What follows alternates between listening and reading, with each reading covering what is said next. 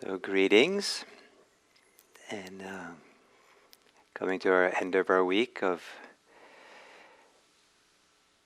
the roots of the wholesome and unwholesome. To introduce this meditation, I'd like to say a few words about some of the points made this week. Early in the beginning of the week was the idea that vipassana practice is more to do with how we see than what we see. Certainly what we see is important. To say it differently, the liberation that we're looking for, the freedom we're looking for in practice, this practice is aimed at, is more to do with how we are aware than what we're aware of. And that how we're aware is a medium, is a vehicle, is a means through which, it's like a bridge by which, through which how we relate to the world and ourselves. And so if we can care for that bridge, care for that medium, then really the practice begins to come alive and unfold in a very significant way.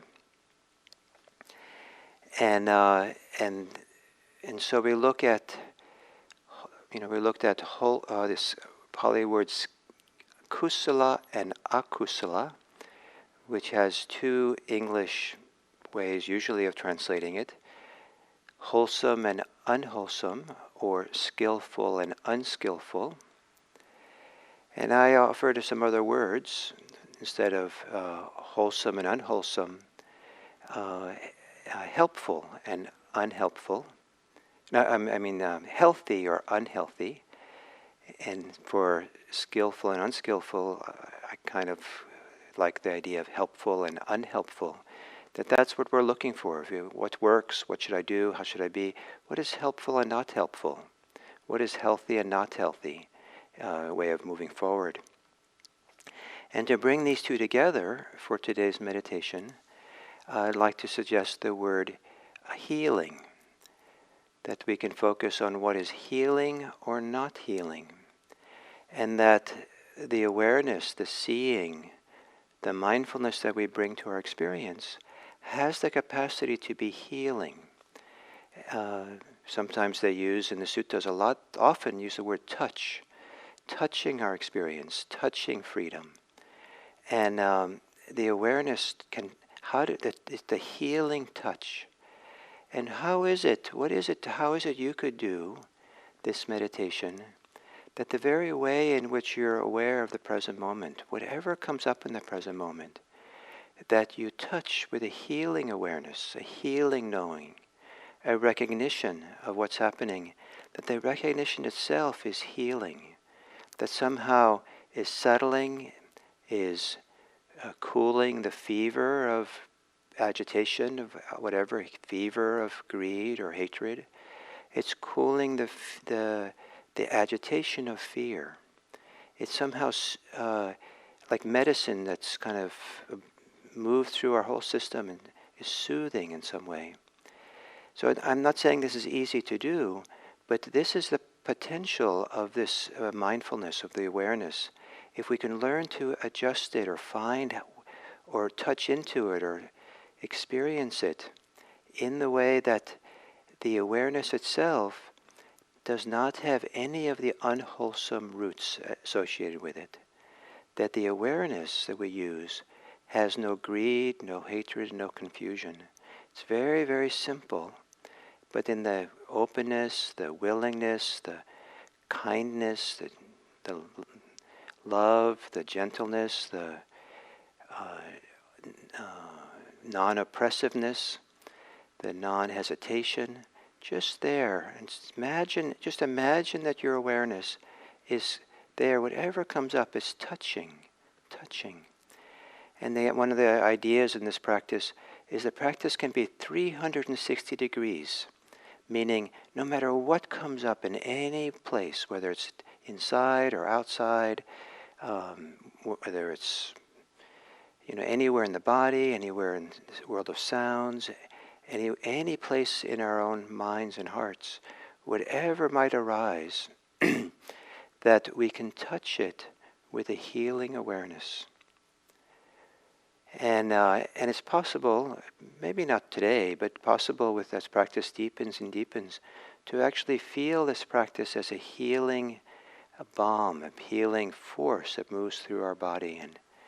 And it's quite remarkable to feel this goodness and that can exist. But it can begin by how we see the what we see. So whatever might arise, how do we see it? So to take your meditation posture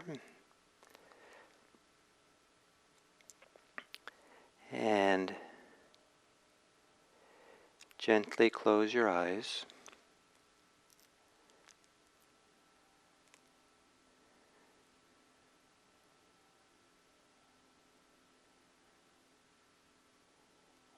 And as you become aware of your body sitting here, what is the closest approximation you have of an awareness of your body that has a healing touch to it? The caring touch. Maybe the awareness is like soft cotton gauze, maybe to use to clean a dirty wound, very gently, very soft.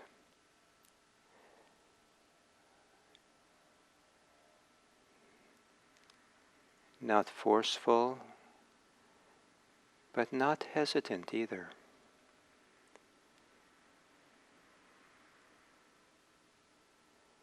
And what is it within you as you sit here that might benefit from a healing gaze, that it's seen and touched with awareness, with something that approximates or that you imagine is a healing touch? What is it in your body that would benefit from that kind of gentleness or kindness, maybe even generosity?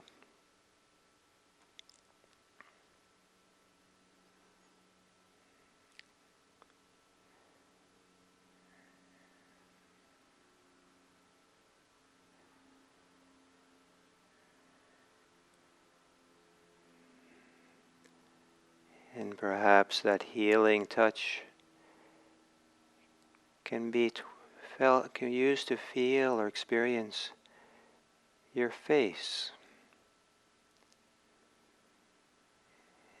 and so that the muscles of the face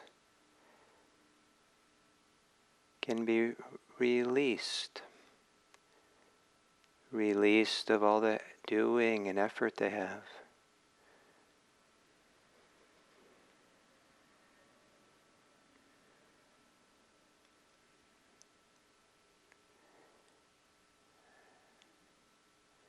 Healing awareness can go to your shoulders.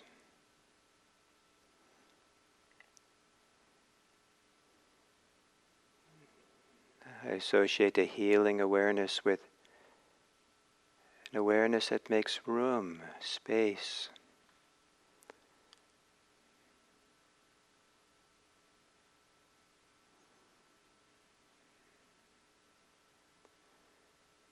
And then whatever lives in your chest,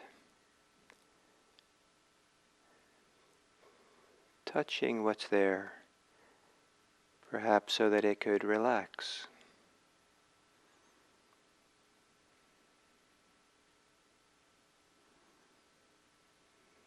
It can thaw, open, and down into your belly,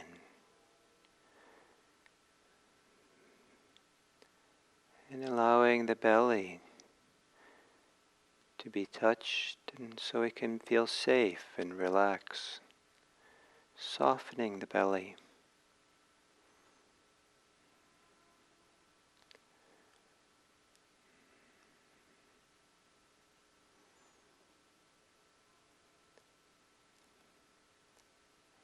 And then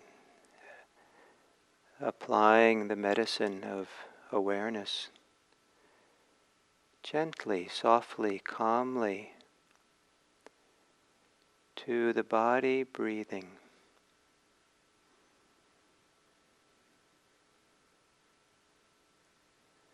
And no matter how it is for you to breathe, whether it's comfortable or uncomfortable, whether you feel like you're controlling it or not, it's all okay.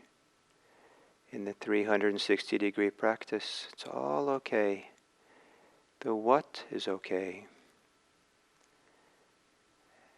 Experiment, even to the point of imagining a bit that your awareness,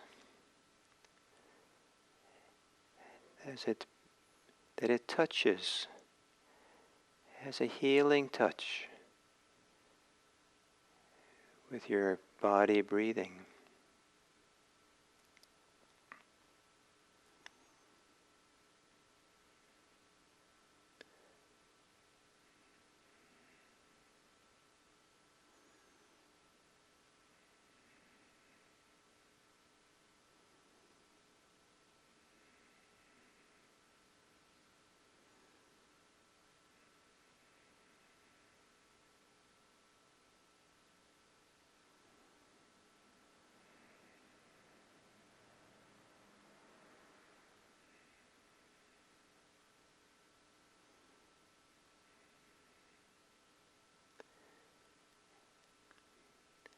And whatever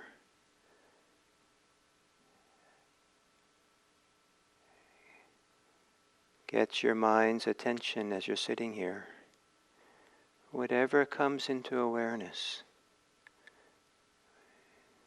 unconditionally, anything at all, whatever it is that comes into awareness, any distraction, any feelings, any sensations, when you're aware of it, see if there can be a healing awareness of it. A healing touch that doesn't make anything a problem. It's just something that we touch, we're aware of.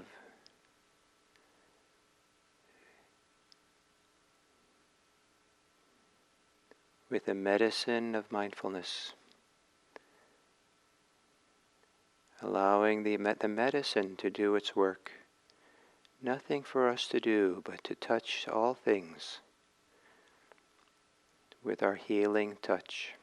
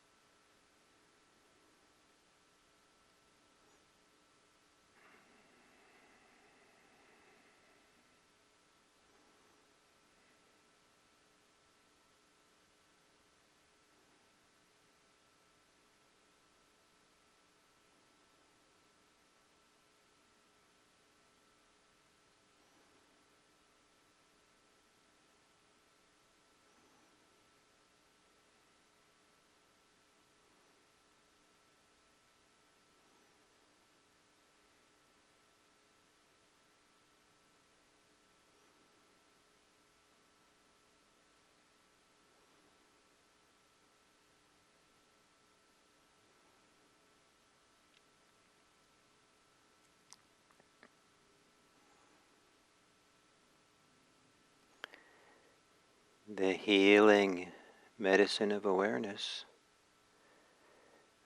works a little better if the thinking mind is quiet or quieter.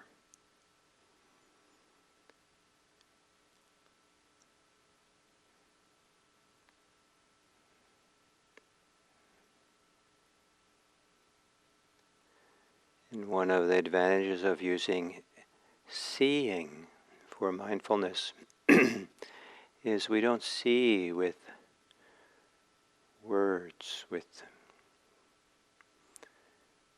inner voice. It's just the seeing. The eyes themselves, in a certain way, are quiet of thoughts.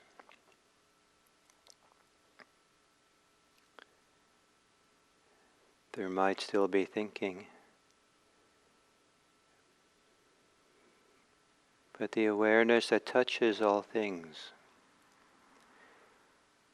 can itself be a quiet, caring, kind awareness.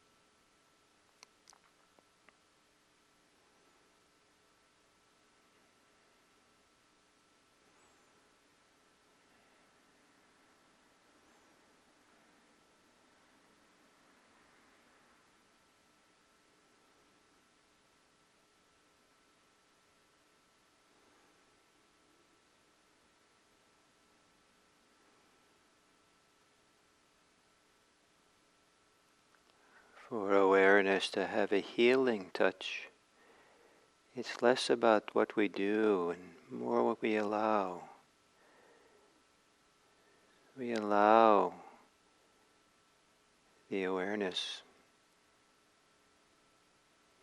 to touch experience.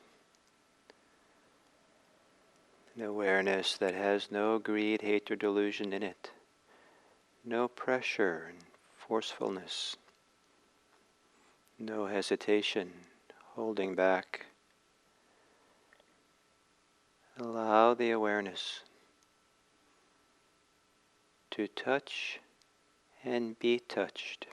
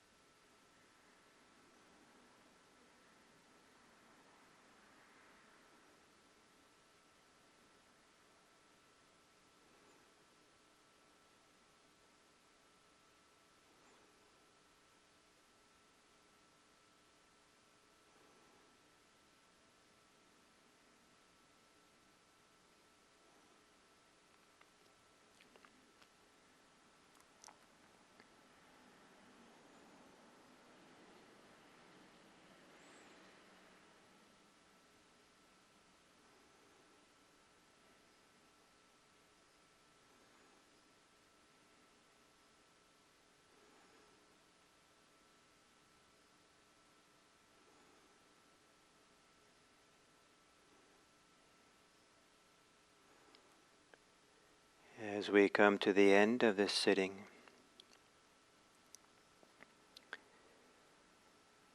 to know that when we are preoccupied with self, with desires and aversions, with our confusions,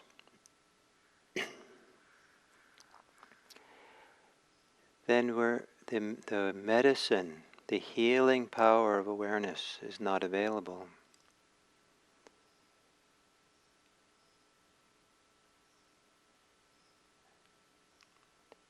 And we're not allowing, we're holding back the self-healing powers of our own inner life. And we're also holding back the healing medicine that we have for the world. How we see the world is part of our medicine that we can offer.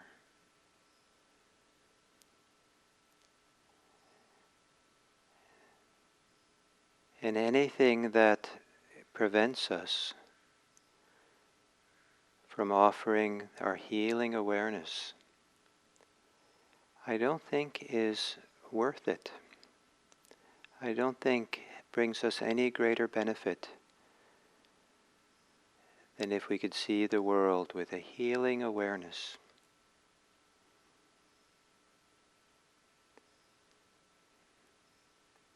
How we see the world becomes the channel through which we can do the greatest good. And if the how is peaceful, is generous, is loving, is caring, if the how is free of greed, hatred, and delusion, then we have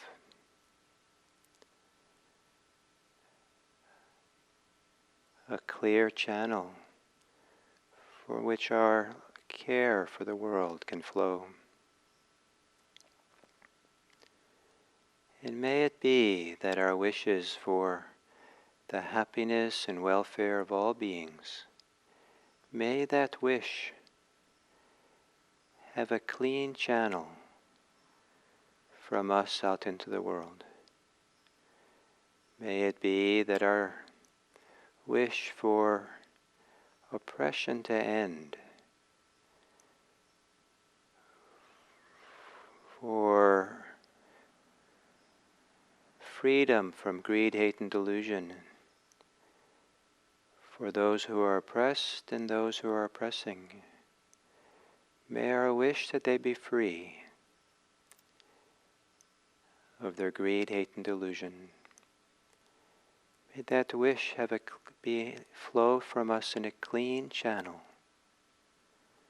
so that that wonderful channel, bridge, medium of awareness is healing for the world. May how we live this day provide medicine for this world.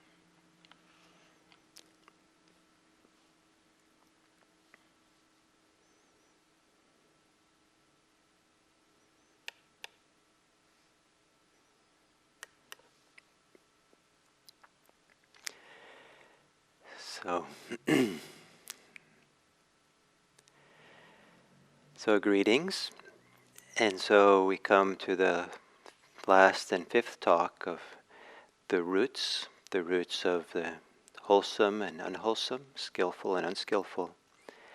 And it's the turn to talk about the last of the roots, delusion and non-delusion.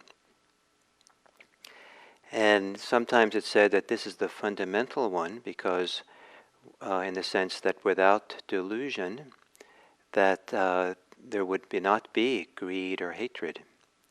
And without non-delusion, there would not be non-hatred and non-greed. And sometimes it's considered to be maybe the most difficult one to understand because the logic of the idea that if you're deluded, how can you see the delusion? That somehow that's doesn't quite work together. But it is possible to see delusion, and that has a lot to do with the strength of mindfulness. And some of it might have to do with the choice to translate the Pali word moha, M-O-H-A, as delusion.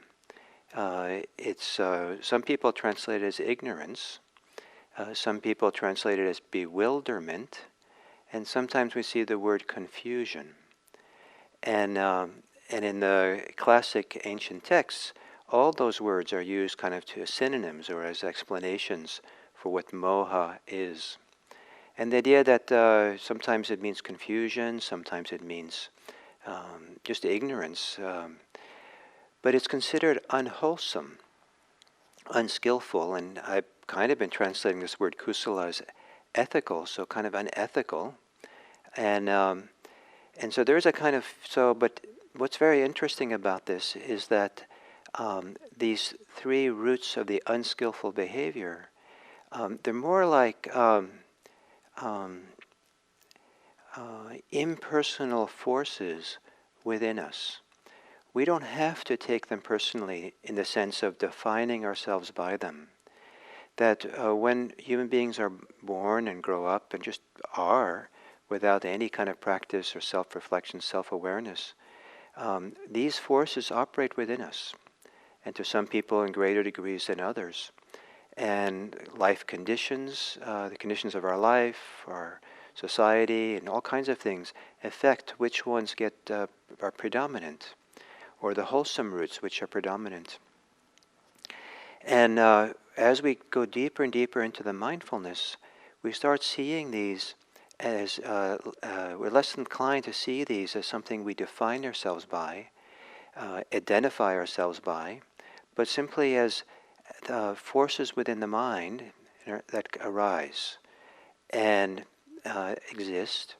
And our role is not to judge ourselves for them or be angry for ourselves for it, but rather to choose how we relate to them. And sometimes all we have to do is choose not to pick it up for the unwholesome things. We can see the forces of greed, hate, and delusion arise in the mind, and we say, no, thank you, don't have to go there. Sometimes we develop the conditions, the healthy conditions, wholesomeness. Part of the function of developing the wholesome qualities, skillful qualities, is to create a whole inner landscape, the environment, an ecology where what tends to grow, the species that appear, are all wholesome as well. And so we're changing the condition, the ecosystem of our inner landscape. And so the greed, hate, and delusion don't have a chance to really grow, or don't predominate. And then eventually we can uproot them. They somehow get uprooted. But it helps if we don't take it too personally. And so the idea that delusion is also the root of unskillful behavior, and delusion itself is unwholesome, unskillful. So sometimes it's ignorance, and what it's ignorant about in particular is what brings happiness. That whenever there is greed or hatred,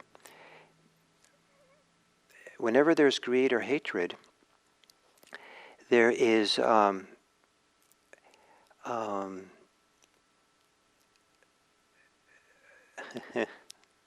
I got distracted from something that happened on the screen here. Nothing to do with YouTube. So I forgot where I was. Sorry. So this greed, hate, and delusion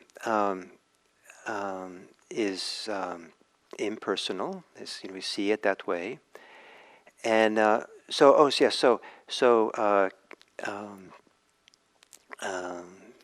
delusion, the confusion about what brings happiness.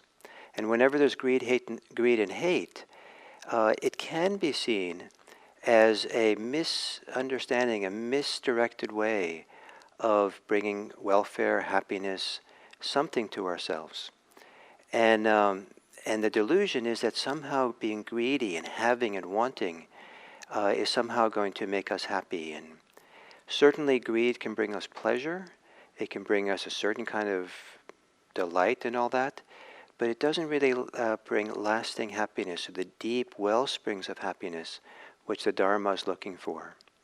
What represents this deep wellspring of happiness is this beautiful idea of a clear mountain lake that has this spring, a fountain of water from the bottom of the lake that flows up into the lake and flows out in all directions through the lake, equally refreshing the lake everywhere.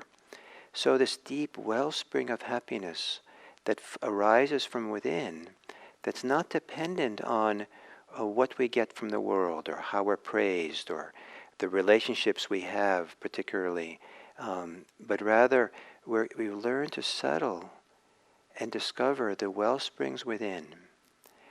And so the delusion that other things are going to do it for us, that if I just have a better job, or better money, or better recreational opportunity, or better relationship, or better this or that, or if I just have more power and can dominate more people, or if I can just express my anger more and get my way more and feel like I'm an important person, that all these kinds of ways are attempts to try to be maybe happy, but those are all unskillful and unwholesome. They're a kind of delusion. And it's so to be ignorant about what really brings happiness has a lot to do with this kind of this third root. So sometimes we're ignoring the fact that things are not going to provide us what we're hoping they're going to provide us with. Sometimes we don't see the dissatisfaction or the unsatisfactory nature of some things, and so we get confused about where the happiness is. Sometimes we are looking in the wrong direction for our well-being. If we're looking for the surge of good feelings that come with being praised, I don't know if that's necessarily a good place to rely on happiness. Sometimes praise is nice, and we can feel delight and joy if it's appropriate, but to depend on that for our happiness, and then keep searching for it and want more of it, that is a kind of delusion. The other kind of delusion that the Buddhist tradition emphasizes a lot are all kinds of delusions or confusions or bewilderments, this application, this projection onto experience that there's a self there. And kind of, without getting to the philosophy of self, we do a tremendous amount of projecting. We have these ideas of who we're supposed to be, the shoulds, interpretations, we should be, shouldn't be. But maybe sometimes more painfully, we have projections about the self out there and others. And so this delusion also has to do with prejudice and bias that we have, and also infatuation with other people. And all these judgments we have of others, and to judge them or to have this bias or this infatuation or with people, where we're kind of solidifying who they are as a self, and projecting this view on them, this idea on them, that also is delusion. That also creates bewilderment. And we also do that towards ourselves. And this can be seen, and this is part of what mindfulness can help to do. If the mindfulness is strong, and you're giving yourself, and you're living a life which is unhurried. Rushing and hurrying, doing things fast is not necessarily hurried. In my vocabulary, doing things fast, you can stay sometimes very present.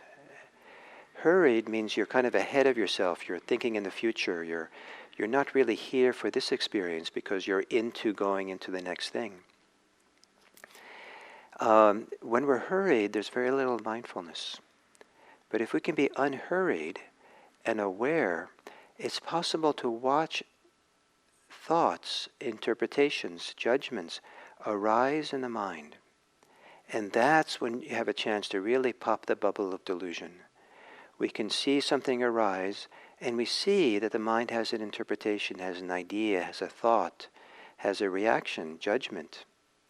And because we see it so clearly as a thought, then we can question it. But if we hurried, or if we're caught up, or the mind is just, filled with prejudice, for example, and we have no awareness of it, then it fills all the space, and it becomes our reality. It becomes, this is what's true. We see through that lens. But when we can be mindful, we can watch that arise, those thoughts, and then we can question, is that really true? We can give it a second look. Is that really true? Was that person really that way? Am I really that way? Maybe there's another way, or maybe that's partial, or maybe that's not really accurate. So this delusion around self has a lot to do with the delusion of the projections onto us of all these ideas of self that can be quite debilitating. And sometimes, if awareness is the medicine, is healing, many of the ways we glom on or hold on to self, projections of self for self and others, is a little bit the illness that we're trying to heal. And then finally, one of the other delusion that tradition emphasizes a lot is that of permanence. The idea that anything is fixed in any kind of way that's more than even just a short while, tends to trip us up, tends to create an unhealthy relationship that sooner or later is going to cause suffering. But if we can really understand and see, experience how much life is a river, how much is a stream and flow. Not only do we see more accurately and we're more fluid, and we're not projecting permanence on experience and trying to hold it a certain way while it's actually changing, we're actually allowing the healing forces of our own psychophysical body to flow, because that healing force of our own body is flowing, is a current almost like of change within us. And as soon as we freeze up and hold tight or seize up, some kind of healing flow current begins to not be available to us. So delusion is, if not an illness, it actually gets in the way of the natural healing, liberating momentum force processes that exist inside of us. And this freeing ourselves from the illusion of these projections of self, of permanence, and kind of inappropriate ideas of what will bring happiness, to free ourselves from that is to liberate, is to allow the self-liberating, the natural liberating forces inside of us to unfold and to open and allow. Our system, our heart, does not want to be caught in greed, hate, and delusion. If we allow ourselves to allow the flow, allows the healing, the liberating forces within, then our hearts will sing. Our hearts will feel the happy and this deep wellspring of care, of love, of happiness that awaits us will be available for the world as well. And I hope that what's really good in you, and all of you have a tremendous goodness that's, if you don't know it yet, it's there. And that is allowed to come forth, and that you share it with the world, so that this practice we do really is understood as a direct way of bringing benefit to the whole world. May all beings be free of greed, hatred, and delusion. So, thank you. And so we'll. So I'm happy to stay here for a while, and try to answer some questions in the chat box. And we have a little system today that maybe will make it a little bit more easier for me to follow them as they come up. So if any of you would like to ask some questions and stay for a while, I'm happy to try to do that. And for those of you who are going to go, I thank you for today and for this week, and I look forward to seeing you next week. And as a reminder, next Friday I won't be here, so we'll just do 4 days next week. So thank you. So please compare the concepts of non-hatred, metta, and the Christian concept of loving one's neighbor as thyself. So a concept of loving one's neighbor as thyself, the Buddha talked about using yourself as not to love others as yourself, but to care for others as you'd want others to care for yourself. So that just as you wouldn't want someone else to harm you, so they don't want anyone to harm themselves. So please don't harm them. So we use ourself as a reference. And then the assumption sometimes in the Buddhist tradition is that it's a natural thing to love oneself, though I think in the modern world that can be quite difficult for some people. But the idea that if you love yourself, then you can understand better how to love others. And so the idea of starting here and discovering what's here, and discovering the love here, discovering the goodness here, then it can grow and go out into the world in an effective way. And so in terms of the Christian's concept, loving one's neighbor as thyself, it's a beautiful concept.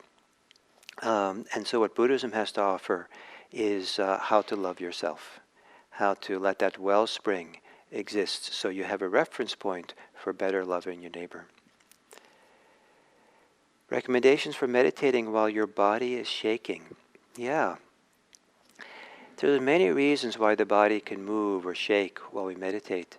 So it's a little bit hard to give just one answer. And sometimes if it's a real issue, it's better to talk with a meditation teacher a little bit to explore what's going on. But generally, unless the shaking is really violent or strong, generally if it's you're not going to hurt yourself, that the general idea is that it's okay, that something is working itself out, and not to be too worried about it. And the advantage of just not being troubled by it is then you bring attention to it, allow it to be free, and feel it, get to know it, and then sometimes you can start kind of find your way to the source of it, the beginning point of where the shaking seems to come out of, like the little spring at the bottom of the lake from which flows the current. And then you might be able to stay there, and something needs to be settled there, if you can feel that place of a source. Or sometimes if you just allow the shaking to be there and you pay attention to really feel it and make space for it, open the body to feel it more, sometimes that releases some place where the body is being held, where the energy is bottled up, and it can then finally something can relax and let go. Sometimes shaking is a comforting of ourselves, and we need that comforting, maybe a swaying or something. Occasionally it's useful to experiment with holding the body still, and then really feeling what's going on that's motivating the shaking. And so that can really be revealing and allow. And so there's more I can say, so I feel this is quite inadequate, but it's certainly something to be mindful of and learn from and experiment with different things and see what's useful. Couldn't find your online retreat on your website. Can you direct me? Yeah, you go. It's not on the Insight Meditation Center website. It's on the Insight Retreat Center website, and But there's a link to it on our website, in the very top of IMC's website. There's just above the menu bar.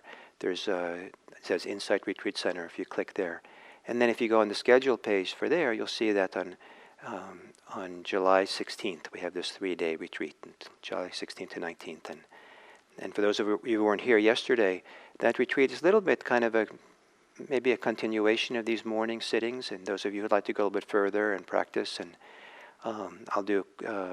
there'll be about 5 sittings a day. They'll be lightly guided, a little bit like how we do these here, and there'll be some teachings that I'll do as well, and so hopefully those of you who enjoy these mornings will find this kind of a nice continuation. Let's see, they're kind of disappearing too quickly, these, so I just have to go down now to, okay. I've been using the Buddho mantra as taught by Ajahn Chah in meditation. Bud with inhale, bud, and then do with exhale. Seems to really help with concentration and insight. What are your thoughts about this? Generally in Vipassana practice, if what you want to do is mindfulness practice, we don't use any kind of mantra. Because the idea is to see clearly what's here without the filter, without the support of any other means. So that's the general principle. However, sometimes it's very helpful to use a phrase like Buddho, or to use counting the breaths, for example. If the mind is really out of control and it's very hard to be present and mindful, then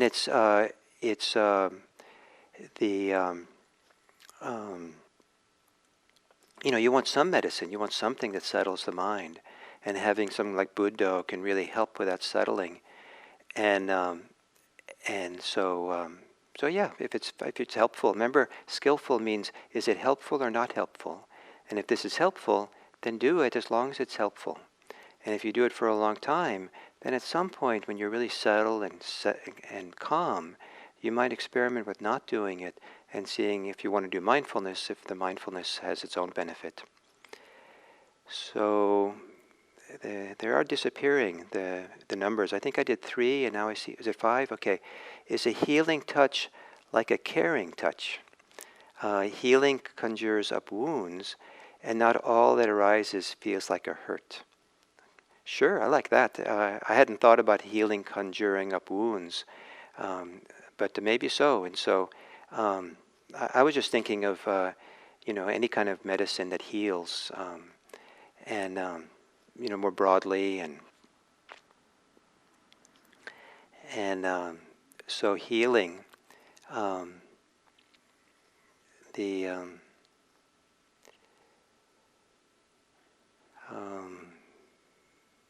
any kind of hurt, any kind of way that sometimes we do injure ourselves, sometimes we do hurt ourselves.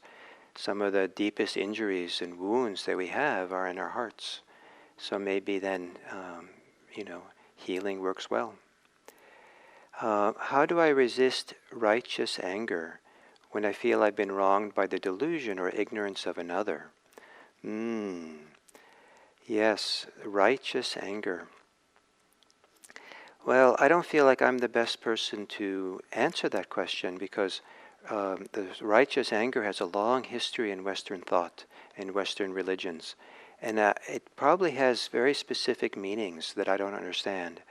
The word righteous, for me, growing up kind of in the 60s, the word righteous has a kind of negative connotation, that somehow judgmental and domineering and forceful.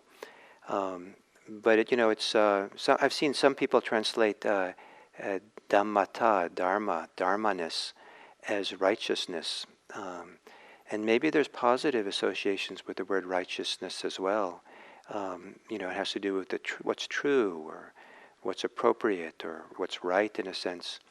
And so, in this range of what anger can be, from the wholesome to the unwholesome, the issue is, do we have the ability personally to feel the cost or feel the benefit, feel really what's going on inside of us in the different forms of anger that we have? And if it's unwholesome righteous anger, then I think we'll feel the self-harm that's doing. If there is such a thing as wholesome righteous anger, then probably we won't feel the way it's grating, the way it's diminishing, the way it limits us. And that's the best I can do, is to say that we have to become our own arbitrator of this question. But a lot of it has to do about this is seeing for ourselves deeply. So I think I'm jumping down now. Is delusion the I that operates in the world? If so, can I ever be completely non-deluded? Well, I don't know if we can ever be completely non-deluded to the degree to which sometimes we believe what other people tell us, what our society tells us. And our cultures have delusions, have projections, have ideas that were true one time and then they're not true later. And we discover more. We discover, it's not like that after all. And, having to do with, what comes to mind is, there's trends in what kind of foods you're supposed to eat and not eat, and what's right and wrong. And so, I don't think any of us can be sure about what delusions we've kind of learned and we kind of hold unconsciously. Sometimes I kind of would like to come back in 100 years or 200 years and look back at us today, and only then will we see, wow, boy, were we deluded. I had no idea. It all seemed like true to me. It all seemed so obvious to me. And so in that sense, maybe we can never completely be free of delusion. But the delusion of I that operates in the world, I think we can be free of that as a delusion if we understand that some of the I that's operating is a necessary part of how to find our way in the world and be in the world. And we put on I's like we put on roles, like put on a jacket or a shirt. And that in different situations, we embody different roles. In a sense, we embody different I's, different selves, for the purpose of that role that's useful and important and necessary. And so if I'm home with my family, I'm a father. And how I behave as a father and my roles and responsibilities and, has a particular, and how I am as a father at different ages of my kids growing up, that's a role. And it's possible to get attached to that and delude, and this is who I really am. Or it's possible to see it, that's who I am in this context and situation. This is what I'm called upon to be and to do. And I kind of put it on kind of like a coat. And as long as I'm there, and that's appropriate coat, I wear it. But I'm quite happy to put it down in a different situation. So that's a way we can have this idea of self, provisionally in a sense. But we see it as such, so we're not deluded by it. Can you say more about aversion as a less intense manifestation of hatred? Yeah.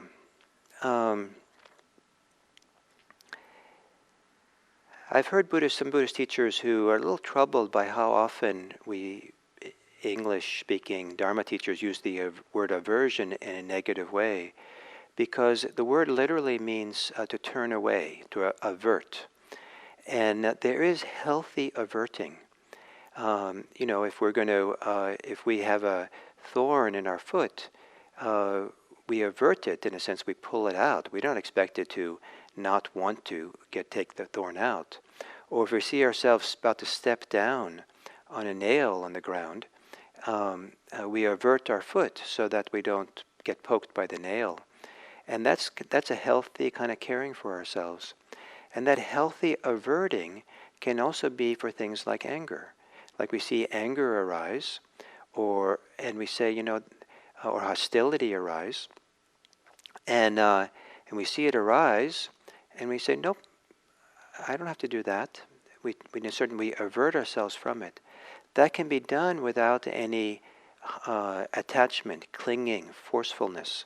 It can just be what is, and we turn away from it. So the word aversion, some people say, should be allowed to be an umbrella term for what's healthy and unhealthy, skillful and not skillful. And but I think the question has to do with when it's really subtle, and when it's not so large, and in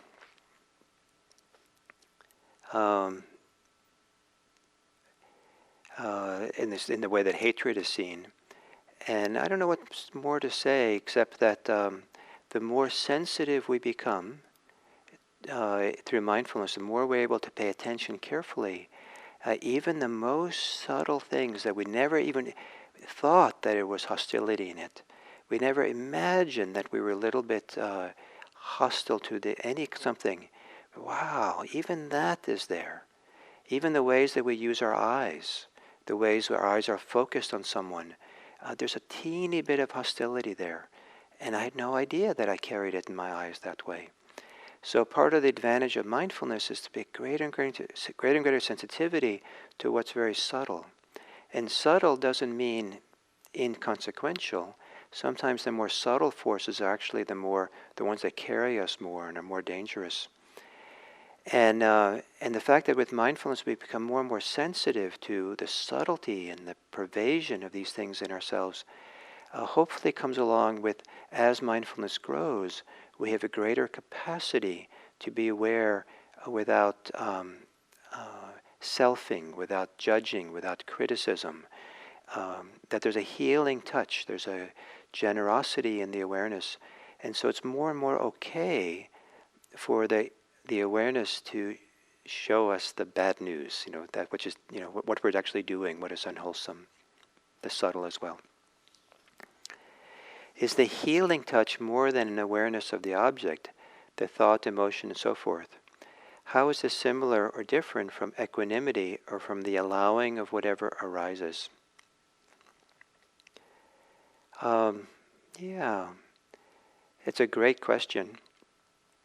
And I find myself a little reluctant to answer it, because maybe if I try to parse apart what's actually going on there, maybe we lose something. And whereas the word healing maybe is evocative of something for us that that is useful and very personal, what healing means, that maybe if we start losing, if we start kind of defining or looking more carefully what's there. But certainly I associate healing with healing awareness with one that's very allowing and open, that gives space for things to self-heal and reveal themselves. I see the healing touch as one that comes with a lot of care. There's a caringness, like things are respected and cared for, and this is important and valued. That this process of practice of ourselves, of engaging in this process in a careful and loving way or caring way, generous way, is a very important way of caring for ourselves and the world around us. And so the sense of valuing this process, valuing ourselves, valuing the potential we have, the willingness to touch the places where we're hurt or wounded or that feel kind of like an illness inside of us, the fever of hatred, and to touch it and be with it in a kind way, not in an aversive way or critical way. There are some of the things I associate with. So it is awareness is. Maybe the awareness has more than just kind of clean, clear awareness. It's not like awareness without any other attitude. There might be some very gentle and easy attitudes that come along that some people might say are inherently part of mindfulness. Some people might say come along to support it. And I say, I don't know, but they're such a beautiful part of what's possible, and if it's possible, please bring a healing touch to the world.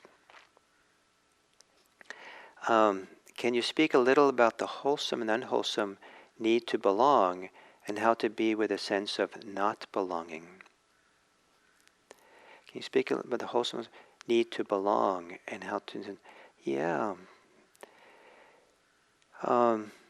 the wholesome need to belong.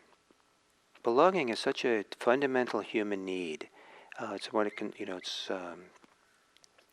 and one of the things that's hard now in this COVID-19 time for some people live alone. Some people stay indoors in their apartment for days, weeks at a time, and they have very little contact with other people.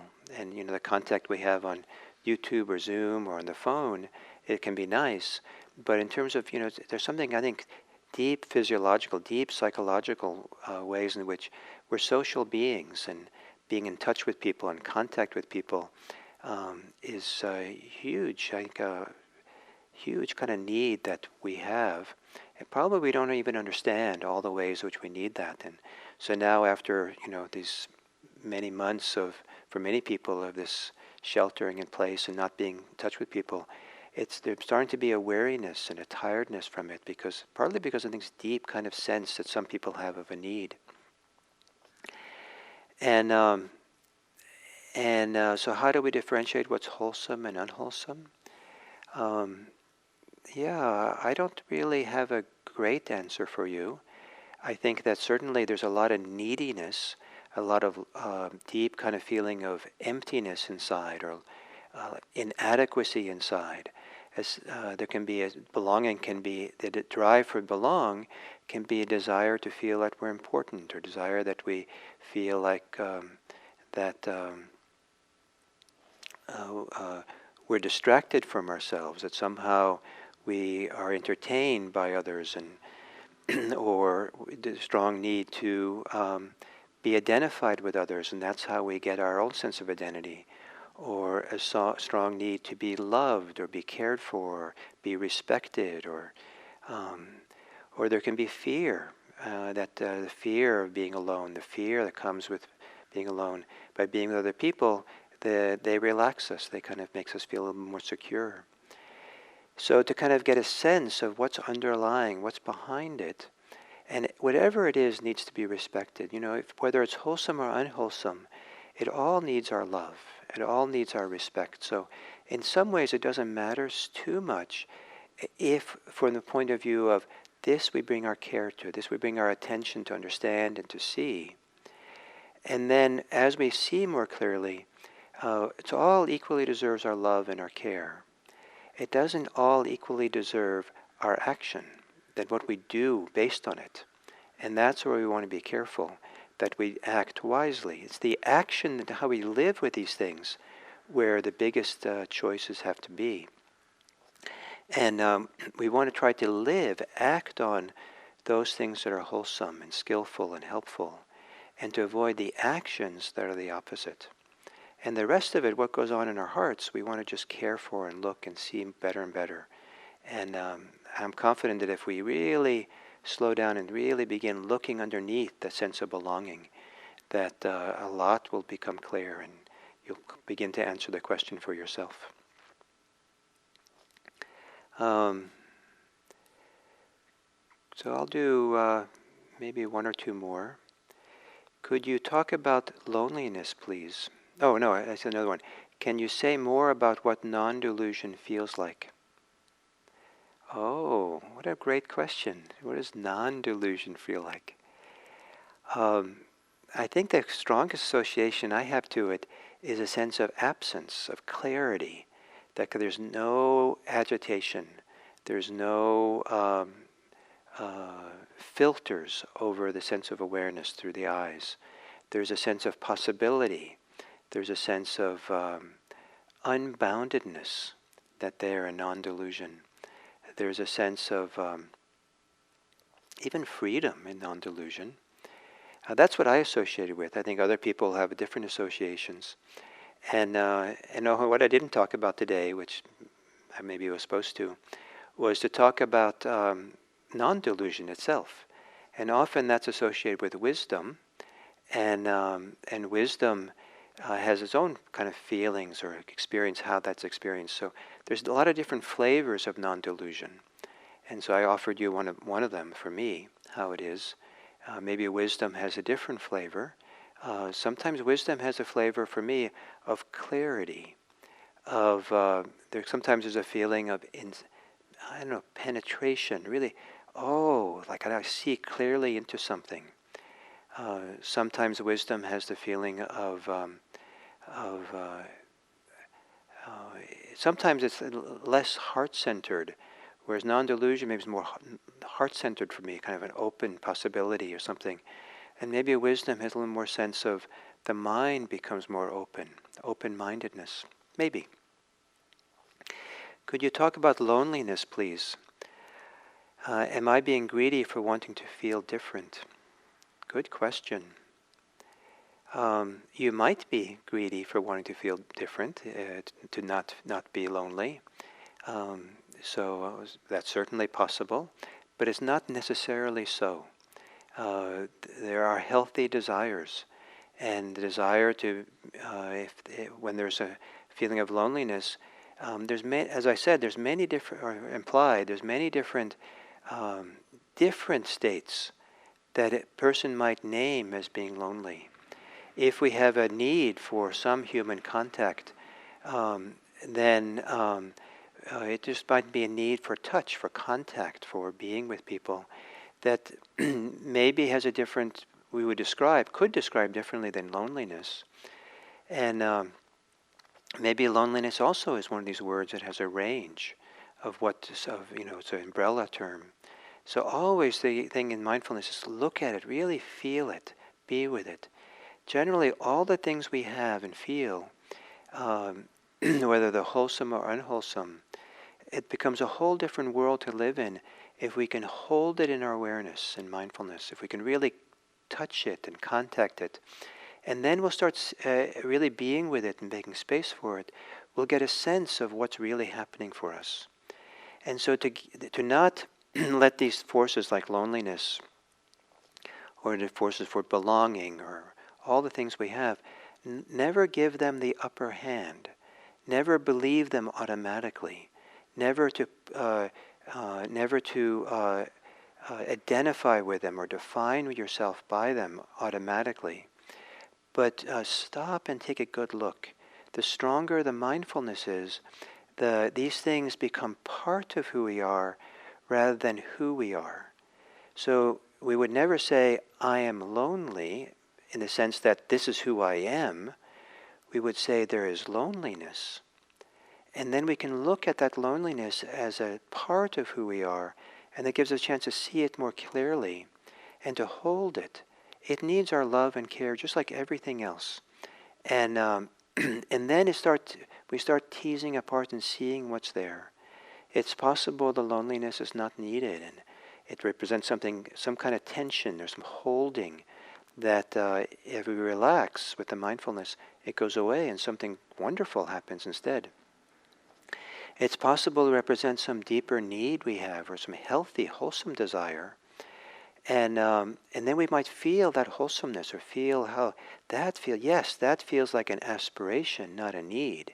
That feels like that feels like a movement of the heart that just seems, healthy. So maybe this is what I should act on, or if I can't do it, I can't act on that desire now. Can I do something comparable? Can I do something else for it? Can I think about something else?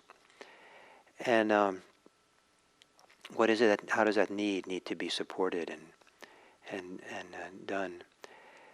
So so thank you very much, and I hope my answers were adequate. I think that these were very important questions you asked, and when there are such important human questions and issues that many of us have, and many things going on now, that I think mostly we need a lot of care and attention and time to explore and get to know. I feel one of the challenges of answering these kinds of questions is in a few words to say something that it touches in a useful way, and not assume that it's too easy or simplistic, or to be only partial or kind of miss the question entirely, because there's not the kind of feedback to understand. So if I missed your question, I apologize. And I really appreciate getting these questions and finding out what's going on for you all. And so I want to thank you so much. And I look forward to our time next week. Thank you.